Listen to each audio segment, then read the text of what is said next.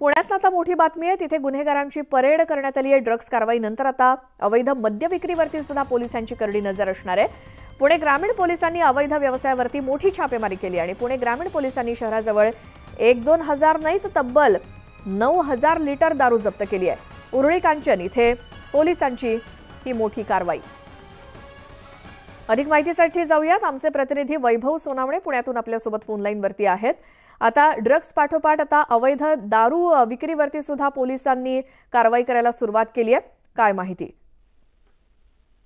तोरतापवाडीची ही सगळी कारवाई आहे।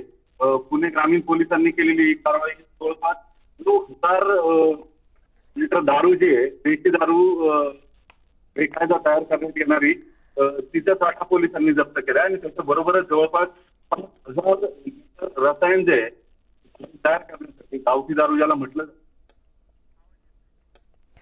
वैभवने नीट आवाज पोहोचत नाहीये। धन्यवाद या माहितीसाठी। ड्रग्स नंतर आता अवैध 9,000 लिटर गावठी दारू पोलिसांनी जप्त केली आणि पुण्याच्या ग्रामीण भागामध्ये पोलिसांनी केलेली ही कारवाई।